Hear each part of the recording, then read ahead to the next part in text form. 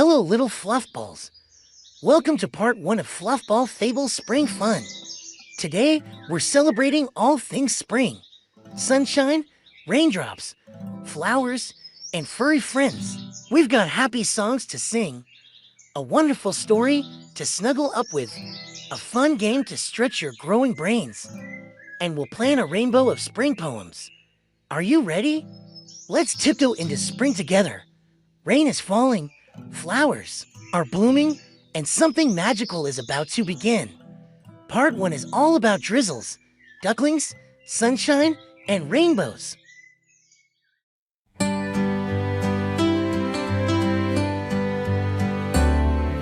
Drip, drop, pitter, patter, hear the raindrops make a splatter on the ground and on my hat. Splish and splash, imagine that.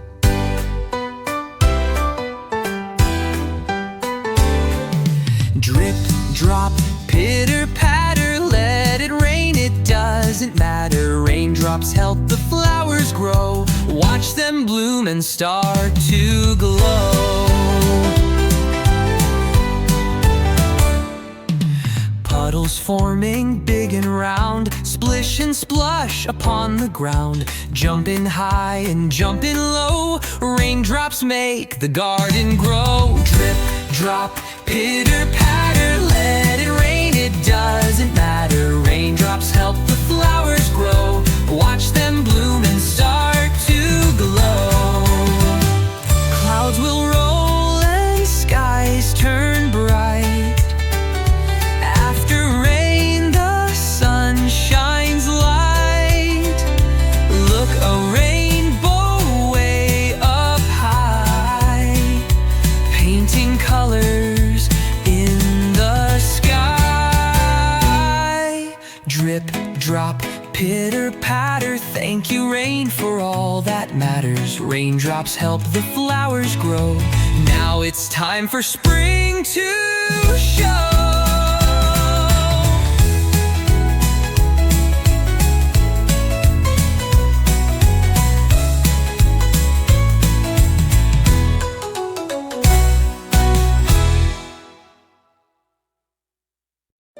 Welcome to Spring Story Time.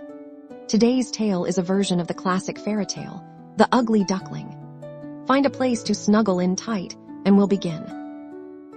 The little feather who found his shine. Once upon a time, in a quiet little pond surrounded by tall, swaying reeds, a mother duck sat on her nest. One by one, her eggs cracked open, and fluffy yellow ducklings tumbled out, chirping happily. But there was one egg, much larger than the rest, that took a little longer to hatch. Finally, with a tiny crack, then a bigger one pop. Out tumbled the last baby. But unlike his bright yellow siblings, he was covered in soft gray feathers. His legs were longer, his beak was bigger, and when he waddled, he felt clumsy next to the others. Other ducklings blinked at him. "Why do you look so different?" one asked. "You don't match us at all," said another. The little gray duckling lowered his head. He didn't understand why he looked different, but he wished he didn't. A lonely journey begins. As the days passed, the little duckling tried to keep up with his siblings, but they teased him for being slow and awkward. Other pond animals weren't very kind either. The frogs giggled at his big feet, the sparrows whispered about his strange color, and even the fish in the water darted away when he swam near. Feeling sad, the little duckling decided to leave the pond and find a place where he truly belonged. Meeting new friends. He waddled through the meadow, where he met a family of fluffy rabbits. Their soft ears twitched as they watched him. "Can I stay with you?" the duckling asked hopefully. The rabbits smiled kindly but shook their heads. "We hop and dig burrows underground. You need water, little one. Keep searching, you'll find where you belong." So the little duckling waddled on, past fields of golden wheat, until he came to a barnyard. There, a group of chickens clucked and flapped their wings. "Maybe I can stay here," he thought. But the hens laughed when he tried to peck at the grain like them. "You're not a chicken. Look at your webbed feet." The duckling sighed and left again. the chilly winter. As autumn turned to winter, the days grew colder. The duckling shivered as he wandered through frosty fields, watching as the other animals huddled together in their warm homes. One day, as he searched for food, he looked up and saw something incredible: a group of elegant white birds soaring across the sky. They had long necks, graceful wings, and glided through the air as if they were dancing with the wind. A surprising reflection. Finally, one day, the ice began to melt. Spring had arrived. Flowers bloomed, birds sang, and the sun warmed the earth again. The duckling, now much bigger, made his way back to the pond. He dipped his beak into the cool water and gasped. His reflection had changed. Gone were the fluffy gray feathers. Instead, his wings were white as fresh snow, and his neck was long and graceful. His clumsy feet were now strong, gliding smoothly over the water. Just then, the beautiful white birds he had admired before landed on the pond. They looked at him kindly. "Come with us," they invited. "You are one of us." The duckling's heart fluttered. He wasn't an odd, ugly duckling after all. He had been a swan all along, finding where he belongs. The other pond animals watched in amazement as the once lonely duckling spread his wings and took his very first flight. Up, up, up he soared, feeling the wind beneath his feathers. At last, he had found where he belonged, not by trying to fit in, but by becoming who he was meant to be. From that day on, the little swan glided across the pond with confidence, knowing that being different was never a bad thing. It was what made him special all along. The end. And now for a game. Hello, little learners. Welcome to Fluffball Fables quiz time. Today we have a fun fairy tale quiz all about the Ugly Duckling. Are you ready to test your fairy tale knowledge? Let's go. What kind of animal is the Ugly Duckling at the beginning of the story? A baby swan, a baby goose, a duckling, a baby parrot.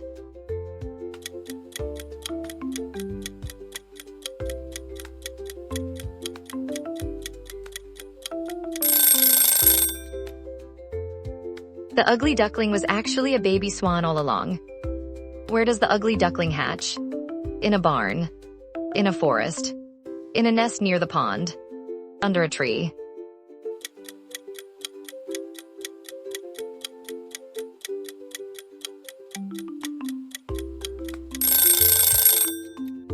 He hatched in a nest near the pond with other ducklings. What color are the Ugly Duckling's feathers when he is young? White, gray, yellow, black.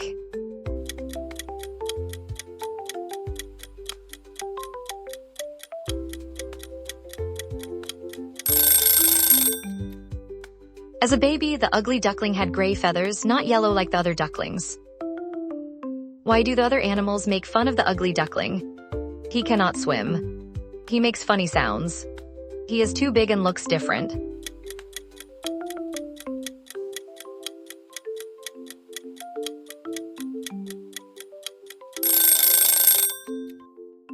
The other animals teased him because he looked different from the rest. How does the Ugly Duckling feel when everyone is mean to him? Happy, excited, sleepy, sad.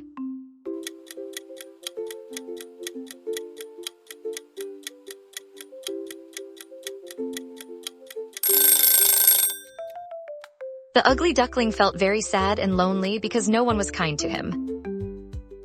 What happens when the Ugly Duckling sees his reflection in the water at the end? He sees that he is a beautiful swan. He turns into a fish. He runs away.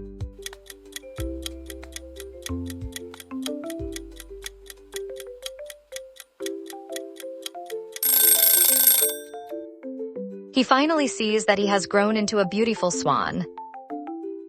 Which season does the Ugly Duckling finally become a beautiful swan? Summer, fall, winter, spring.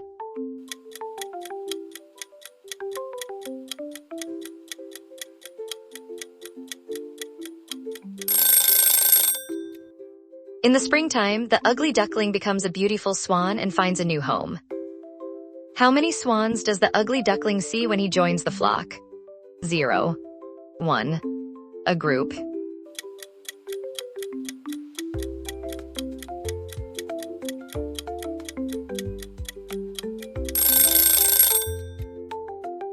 He sees a group of swans and realizes he belongs with them. What shape does the swan's neck look like when it curves? A letter S, a triangle, a circle, a star.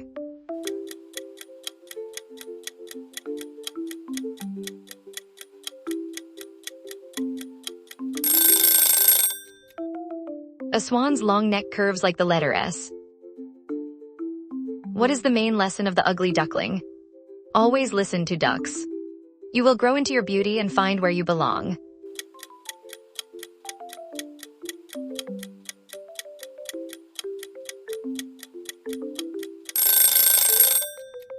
This story teaches us that we all grow and change, and one day we will find where we truly belong. Great job, everyone. You did amazing on the Ugly Duckling quiz. How many questions did you get right? Let's celebrate together with a song. Hello, Mr. Sun, so big and hello, Mr. Sun, so big and bright. Hello, Mr. Sun, so big and bright. You're shining down, oh what a sight. You're shining down, oh what a sight. The raindrops dance now, they're all gone. The raindrops dance now, they're all gone. And here you are to bring the dawn. And here you are to bring the dawn. Pitter-patter, rain fell fast. Drip and drop, but it didn't last. Now the sky is blue again. Mr. Sun is back, my friend. Hello, Mr. Sun, so big and bright. Hello, Mr. Sun, so big and bright. You're shining down, oh what a sight. You're shining down, oh what a sight.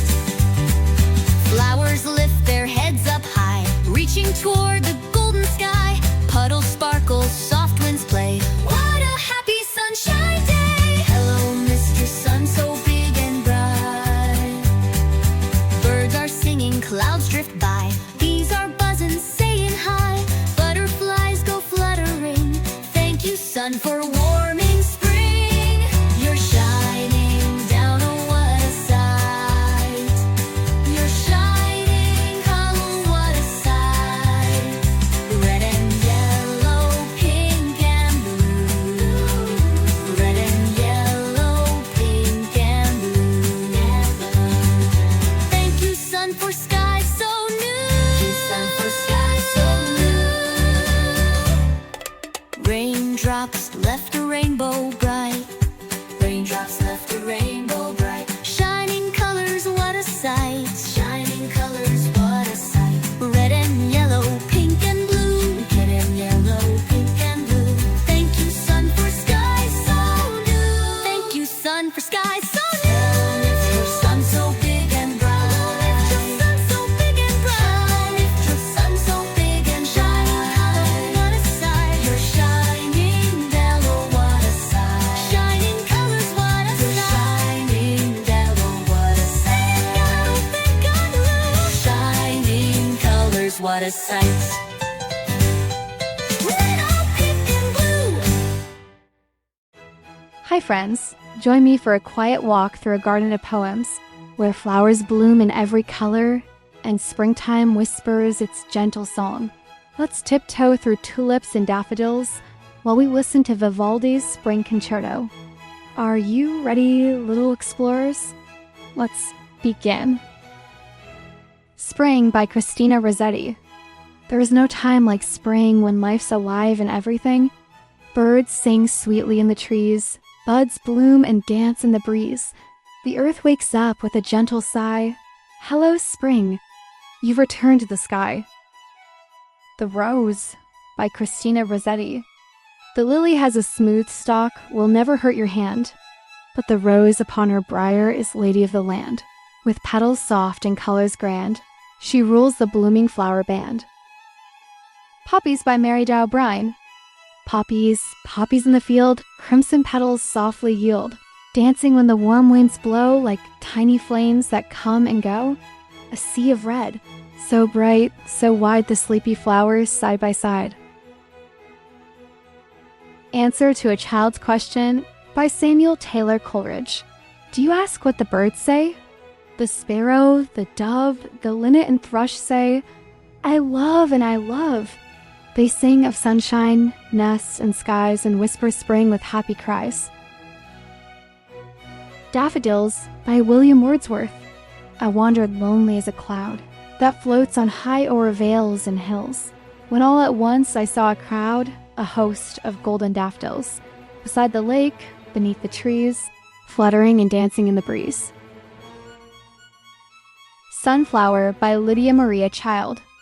Thou tall and stately sunflower, with thy broad and burnished face, thou turnest to the sun above, and fillest all the place. Thy golden crown, so proud and high, reaches up to kiss the sky. The Dandelion by Clara Smith. Dear common flower that grows beside the way, fringing the dusty road with harmless gold, first pledge of blithesome May, how nobly, thou with thy gay head unrolled, speaks nature's love and joy to young and old. Spring Quiet by Christina Rossetti. Gone were but the winter, come were but the spring, I would go to a covert where the birds sing, and in the blossom meadow, sweet silence everything. Forget Me Not by Mary E. Neal. A tiny flower of azure hue, nestled low beneath the dew, with gentle grace and petals fair, it whispers soft into the air. Forget me not. It seems to say a bloom of love in springtime's day. A Child's Calendar excerpt by Eveline Stein. April, the roofs are shining from the rain. The sparrows twitter as they fly, and with a windy April grace, the little clouds go scudding by. Spring whispers through the silver sky. The Song of the Violet by Jane Taylor. Down in a green and shady bed, a modest violet grew. Its stalk was bent. It hung its head, as if to hide from view. And yet it was a lovely flower, its color bright and blue. The Crocus by Hannah Flagg Gould. Crocus, crocus, golden, gay, first to greet the smiling day, breaking through the frosty ground, spreading purple joy around, tiny trumpet of the spring, what happy song you seem to sing. A Spring Song by William Allingham. The air is full of sunlight. The ground is full of flowers. The rivers run in gladness through happy springtime hours, and all the world rejoices in sunshine warm and bright. The little seeds, the sleepy buds, the buzzing bees in flight. Thank you for walking through the garden with us today. We hope these poems brought petals to your heart and sunshine to your smile. There is always a little magic in a flower, a breeze, and a verse. Wasn't that a gentle start to spring? Thanks for joining us today. And remember, you're blooming beautifully, just like the flowers. Until next time, keep giggling, growing, and glowing with Fluffball Fables.